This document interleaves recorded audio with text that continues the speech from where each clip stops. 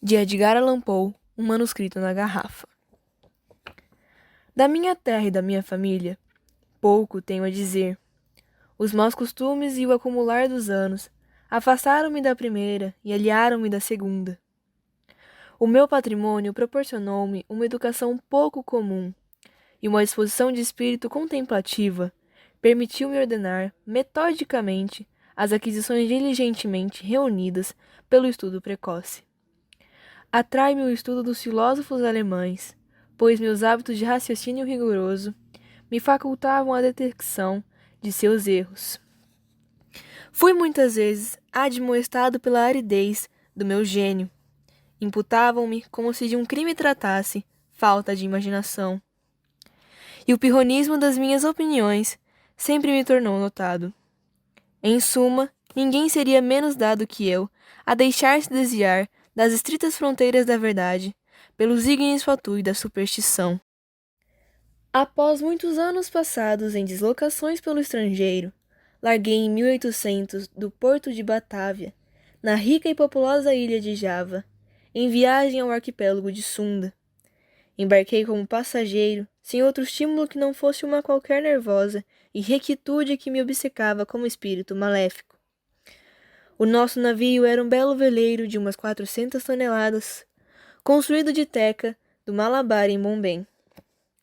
Levava um carregamento de algodão em rama e azeite, proveniente das Ilhas Lacadivas, e mais outras mercadorias, dentre elas açúcar mascavo, manteiga e coco.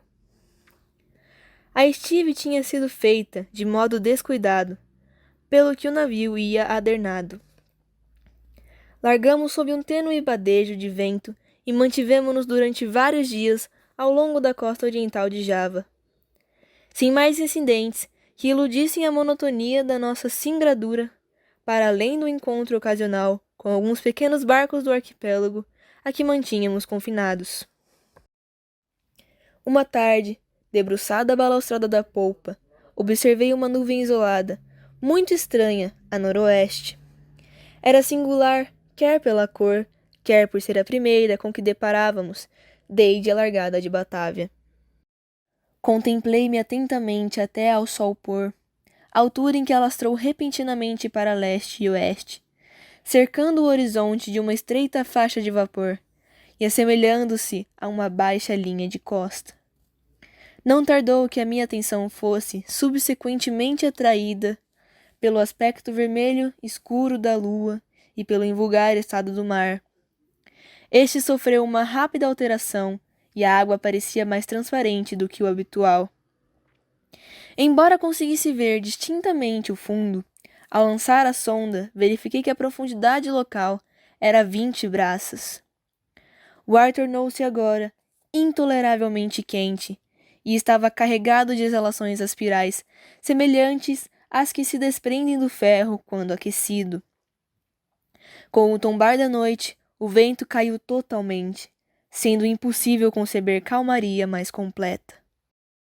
A chama da lanterna sobre a popa ardia sem o menor movimento perceptível, e um cabelo comprido, seguro entre o polegar e o indicador, pendia sem que pudesse observar-se a mais pequena ondulação.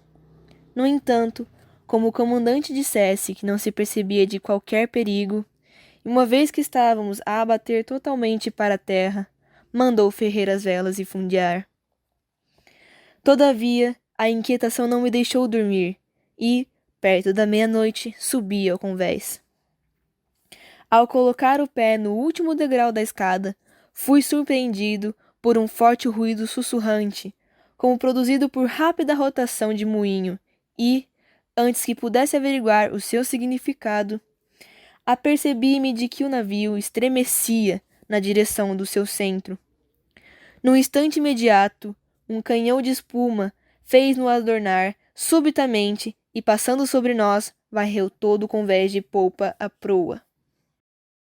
A extremidade do choque veio, em grande parte, a ser a salvação do navio. Embora completamente inundado, quando os mastros foram pela borda fora, ergueu-se pesadamente nas águas 1 minuto depois, e, vacilando um instante sob a intensa pressão da tempestade, endireitou-se finalmente. Não sei dizer por que milagre escapei à destruição.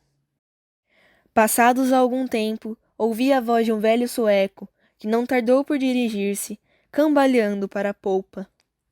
Depressa descobrimos que éramos os únicos sobreviventes do acidente. Todos os que estavam no convés, exceto nós, tinham sido varridos pela borda fora.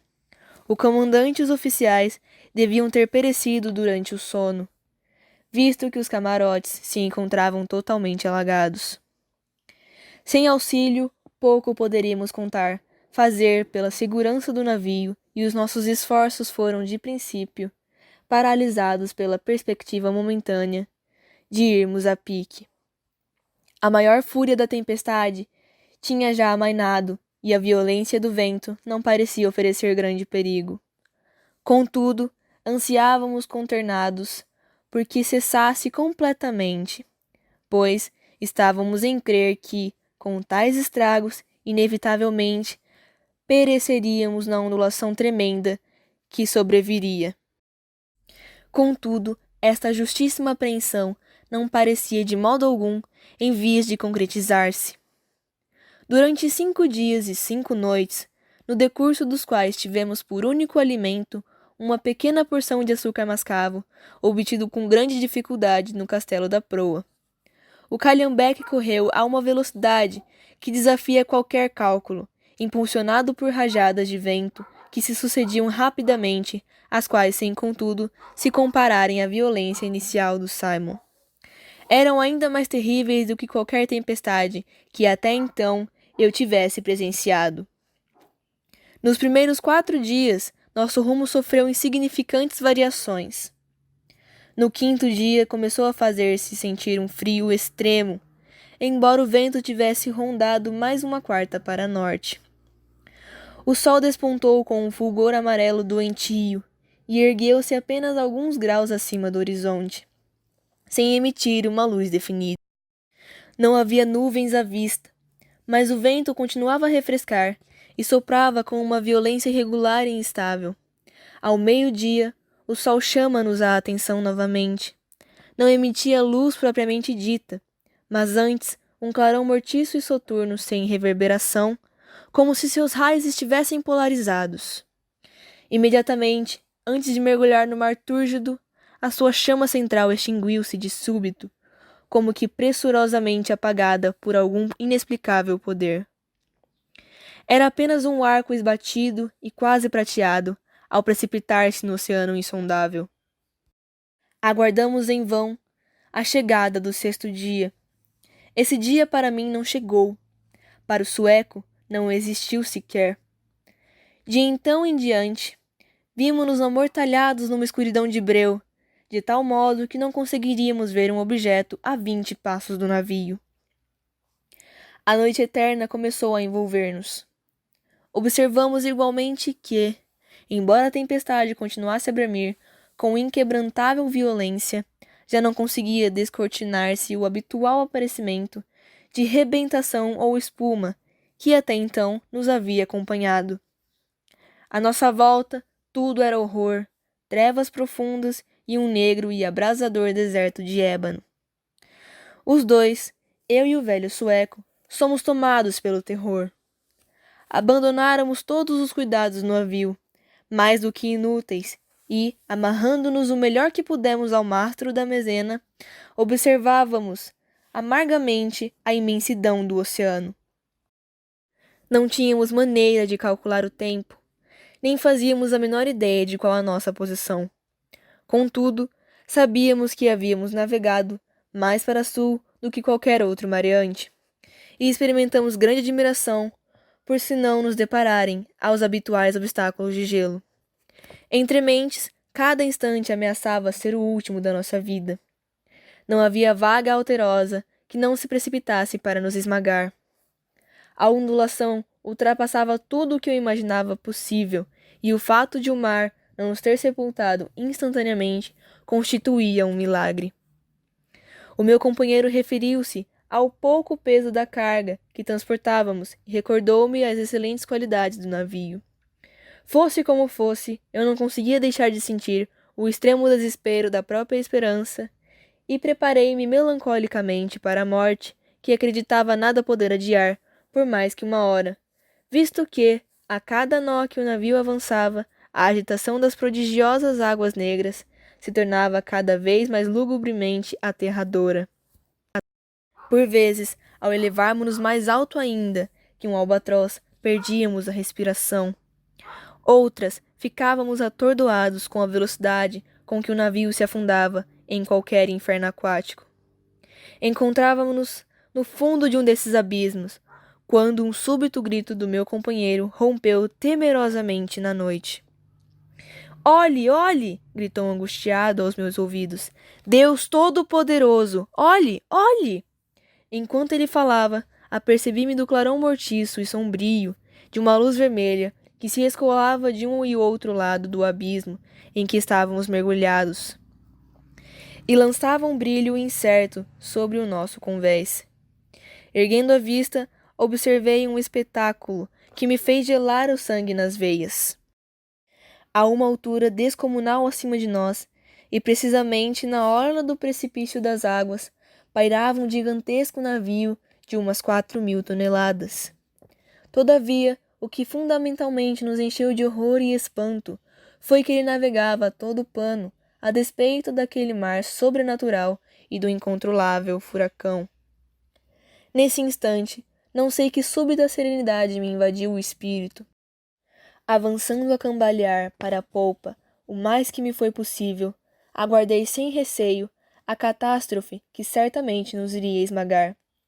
O nosso próprio navio começava a abandonar a luta e a mergulhar a proa nas águas. O choque daquela mole que se abatia atingiu-o, por conseguinte, naquela porção da estrutura que estava já sob a água, e o resultado inevitável foi precipitar-me com irresistível violência de encontro ao cordame do intruso. Quando caí, o navio aproou ao vento e virou de bordo. Foi a confusão que se seguiu que atribuí o fato de ter passado despercebido aos olhos da tripulação. Não encontrei dificuldade em abrir caminho sem ser detectado até a escotilha principal, que estava parcialmente aberta, e pouco tardou que se me deparasse uma ocasião propícia para me ocultar no porão. Não sei exatamente por que razão o fiz, talvez uma indefinida sensação de temor, que desde a primeira visão dos tripulantes do navio se me apoderara do espírito. Estivesse na origem dessa tentativa de buscar o esconderijo. Não me sentia inclinado a confiar numa raça de gente que havia revelado apreensão. Joguei, pois, acertado arranjar um lugar no porão onde pudesse ocultar-me. Filo deslocando uma porção de pranchas, de modo a obter um abrigo adequado entre o cavername enorme do navio. Mal terminara ainda a tarefa, quando o som de passos no porão me obrigou a utilizá-lo. O homem de andar débil e incerto passou junto ao meu esconderijo. Não pude ver-lhe o rosto, mas tive ocasião de observar-lhe o aspecto geral. Aparentava indícios de idade avançada e de doença. Murmurava de si para si quaisquer palavras numa língua que não logrei distinguir, e tateou a um canto entre a pilha de instrumentos de aspecto invulgar e de cartas de navegação apodrecida. Acabou por regressar ao convés e não voltei a vê-lo. Um sentimento que não sei designar apossou-se de meu espírito. Uma sensação que não admite análise, para a qual os ensinamentos do passado de nada servem, e receio, nem o porvir me fornecerá a chave. Para um espírito de estrutura do meu, esta última consideração é uma tortura. Nunca hei de ser esclarecido, sei que nunca serei, relativamente à natureza das minhas concepções. Faz já muito que pisei pela primeira vez o convés deste terrível navio e julgo que os raios do meu destino convergem para um foco. Homens incompreensíveis passam por mim sem dar a minha presença. O fato de me esconder é puro disparate da minha parte, pois esta gente não me quer ver. No último momento, manterei o manuscrito numa garrafa e lança-la-ei ao mar. Deu-se um incidente que me forneceu novos motivos de reflexão. Será tudo isto obra de um desordenado acaso? Tinha-me aventurado a sair ao convés, e estendi-me, sem despertar a menor atenção, no meio de um amontoado de cabos de enxárcias e de velas usadas no fundo do escaler. Enquanto meditava sobre a singularidade do meu destino, rabisquei inconscientemente, com uma brocha de alcatrão, as orlas de um cutelo, cuidadosamente dobrado, que tinha perto de mim, sobre uma barrica. O cutelo agora envergado, no navio, e as pinceladas refletidas da brocha, com a vela esticada, formam a palavra descoberta. Há cerca de 1 hora, ousei introduzir-me num grupo de tripulantes. Não me deram a menor atenção, e, embora estivesse mesmo no meio de todos eles, pareceram completamente alheios à minha presença. Tal como o que tinha visto antes no porão, qualquer deles apresentava indícios de encanecida velhice.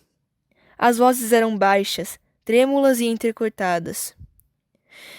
Em redor deles, por todo o convés, estavam espalhados instrumentos matemáticos da mais singular e obsoleta estrutura. Referi um pouco atrás o envergar de um cutelo. Desde essa altura, o navio, correndo com o vento, continuou a sua assustadora carreira para sul. Com todo o pano alargado, dos topos dos mastros aos batalós dos cutelos baixos, e balançando a cada instante as verbas do joanete, no mais aterrador inferno marinho que a imaginação humana possa conceber. Acabo de abandonar o convés, onde concluí ser impossível manter-me, embora a tripulação não pareça experimentar grande incomodidade. Vi o comandante cara a cara e no seu próprio camarote, mas, como esperava, não me prestou atenção. Embora nada haja no seu aspecto, para um observador pouco atento, que possa sugerir ser ele alguma coisa mais ou menos do que humano, misturaram-se uma irreprimível reverência e temor à sensação de espanto com que observei. A estatura dele é quase a mesma que a minha, isto é, cerca de 1,70 m. É de compleição proporcionada e compacta, sem ser robusto, nem quanto ao resto digno de nota. Os seus cabelos grisalhos são registro do passado, e os olhos ainda mais cinzentos são sibilas do futuro. O pavimento do camarote estava densamente juncado de enfolhos com fivelas de ferro, de esgotados instrumentos científicos e de cartas obsoletas e há muito abandonadas. Tinha a cabeça inclinada sobre as mãos e lia atentamente, com um ardente olhar inquieto, um papel que tomei por uma carta de comando e que, em qualquer caso, apresentava a assinatura de um monarca. Murmurava de si para si em voz baixa e rabugenta, como fazia o primeiro marinheiro que ouvira no porão quaisquer sílabas de uma língua estrangeira, e, embora falasse mesmo junto de mim, a sua voz parecia chegar-me aos ouvidos, vinda de 1 milha de distância. O navio e todos que nele seguem estão imbuídos do espírito de antanho. A tripulação desliza para um lado e para outro, como fantasmas de séculos enterrados. Os seus olhares têm uma expressão ansiosa e intranquila, quando os seus dedos, à minha passagem, caem sob o brilho cru das lanternas de combate. Sinto o que nunca senti antes, embora toda a vida tenha negociado em antiguidades e me tenha impregnado das sombras das colunas caídas de Baalbek, Tadmor e Persépolis, até a minha própria alma se converter numa ruína. Quando olho em redor, envergonho-me das minhas apreensões iniciais. A tempestade que antes me atormentava já não se encontrava mais. Tudo o que se encontra na imediata proximidade do navio é a escuridão da noite eterna e um caos de água sem espuma. Conforme imaginei, prova-se que o navio está sob a ação de uma corrente, se é que assim se pode apelidar, uma maré que, gemendo e uivando através de uma brancura de gelo, troveja para o sul com uma velocidade semelhante à impetuosa precipitação de uma catarata. Talvez esta corrente nos leve ao próprio Polo Sul. Devo considerar que esta suposição aparentemente tão estranha tem todas as probabilidades de estar correta. A tripulação percorre o convés com passo inquieto e trêmulo, Mas há, na sua atitude, uma expressão que é mais de ânsia da esperança do que da apatia do desespero. Entretanto, temos ainda o vento na polpa, e, como navegamos com imenso pano, o navio é por vezes erguido do mar sem peso. Oh, horror sobre horror! O gelo abre-se simultaneamente à direita e à esquerda, e começamos a rodopiar vertiginosamente em imensos círculos concêntricos em torno de um gigantesco anfiteatro de paredes cuja altura se perde na escuridão e na distância. Mas pouco tempo me restará para ponderar sobre meu destino. Os círculos estreitam rapidamente. Mergulhamos loucamente nas garras do turbilhão. E, por entre o rugir, o bramir e o ribombar do oceano e da tempestade, o navio começa a estremecer. E, meu Deus, a afundar.